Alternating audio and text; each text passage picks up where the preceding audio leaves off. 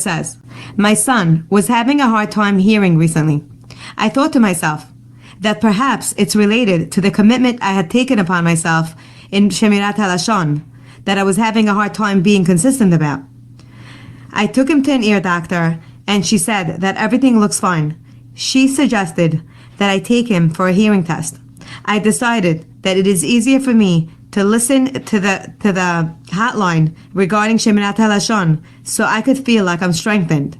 The day I started listening, a miracle occurred. My son began hearing perfectly fine, as if nothing had ever happened." Wow, the power of a commitment.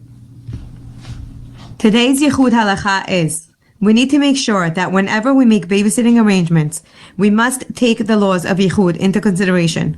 Therefore, it is forbidden to leave a girl over the age of 3 in charge of a male babysitter over the age of 13, except under the conditions where there's other kids in the house that are older and are going to be staying up. Ibid Rav Y.S. Elyashiv Zatzal and Rav C.P. Steinberg Shalita. The root of the word seni'u means to conceal, both in behavior, speech, and dress. This is how a woman can reap the greatest rewards both in this world and in the world to come. Examples are Sarah Imenu, Ayeh Sarah Ishtecha. Where is Sarah your wife? Rashi asks, why are the angels asking where she was? They knew exactly where she was. And he answers, Lehagdil et shalom. The angels were praising her modesty so she could find favor in her husband's eyes. Through this merit, she became worthy of becoming the mother of Yitzchak Avinu. Rivka Imenu, when she saw Yitzchak, she covered her face. Her modesty was evident because the Shekhinah came back to her tent that previously belonged to Sarai Imenu, who passed away. She merited to become the mother of Yaakov Avinu. Rachel Imenu humbled herself and gave up her future husband in order not to embarrass her sister. She merited to have Yosef and Binyamin, even though she was barren. In her zechu, the Jews will be redeemed and merit the rebuilding of the third temple. Esther HaMalkah kept her Jewish identity hidden, according to the command of her uncle Mordechai, even though Achashverosh begged her to reveal it, and even though he offered her a lot of money and fame for her family and nation, she refused to reveal her identity. Through her modesty, she merited to save an entire Jewish nation from annihilation. Wow, the power of modesty. Welcome to Inspiration on the Go. Today's story is told by a listener that says, about a year ago, we bought an apartment for one of our married children. The last and biggest payment was supposed to be delivered the day before Bedikat Chametz. We were paying other debts at the time, and we weren't able to come up with such a large sum of money. This was in addition to the normal added expenses of Erev Yom Tov.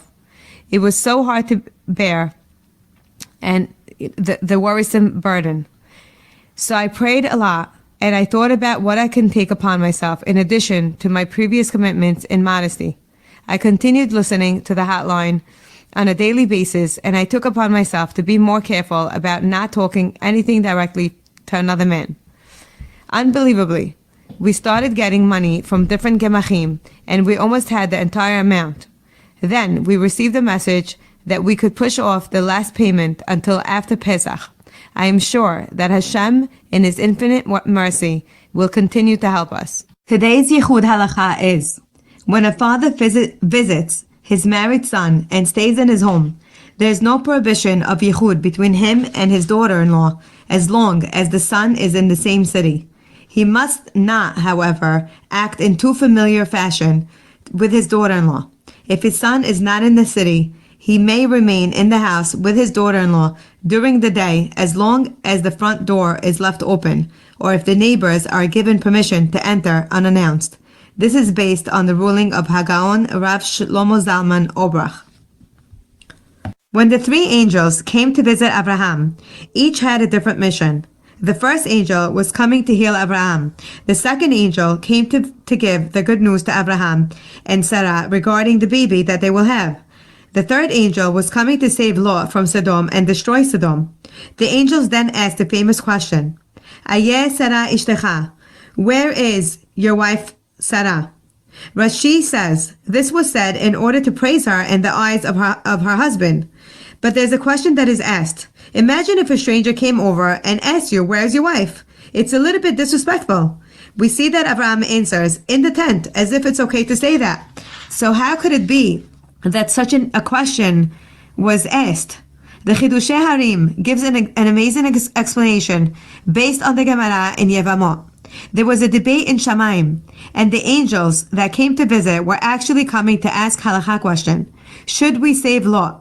In Sefer Devarim it says, Lo yavo Amoni u'Moavi bekehal Hashem. And you shall not marry a Moavi or Ammoni, even if they convert. Why? When the Jewish people left Egypt, they passed the lands of Ammon and Moab. The people who lived there did not come out to greet the Jewish nation. Neither did they offer them some bread or water. Ammon and Moab were the two nations born out to Lot, the brother-in-law of Abraham, who was saved by Abraham twice. Hashem says, such people with no gratitude have no place in a Jewish nation.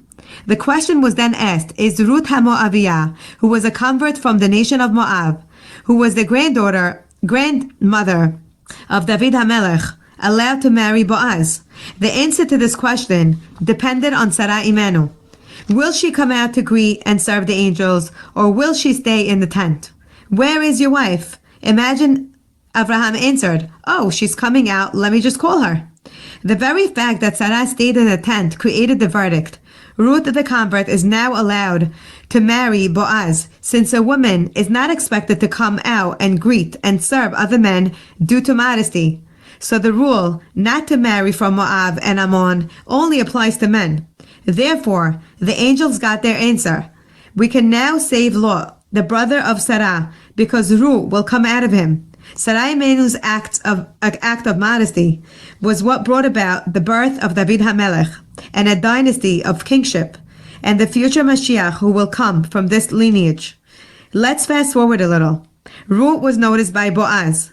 Because of her modesty, he noticed the way that she was picking up the harvest. Instead of bending with her back, she bent with her knees. He eventually married her, and she became the mother of Oved, the father of Ishai, who was the father of David HaMelech, who will carry the royal lineage forever.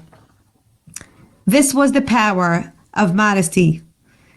A woman should always strive to do the best that she could in order to achieve that level. Welcome to Inspiration on the Go. Today's story is told by a listener that says, my baby was born with spots all over his body. We were advised to do an MRI, and it was scheduled for a few months' time. Meanwhile, his head began to grow very rapidly, and the doctor suggested that we try to get an earlier appointment. We had a hard time doing so, and we listened to the stories on the hotline and strengthened ourselves in modesty. Immediately, our appointment was rescheduled for the next week. I was very nervous about the MRI, and I took upon myself many commitments. I decided to take upon myself to wear a headscarf more often and to wear my wig less, and I stopped wearing my pocketbook on a slant. I also started listening to the halachot of Lashon Hara. We experienced big miracles. The test came out clear, and all the symptoms completely disappeared. Today's Yichud Halacha is the Mishnah Berurah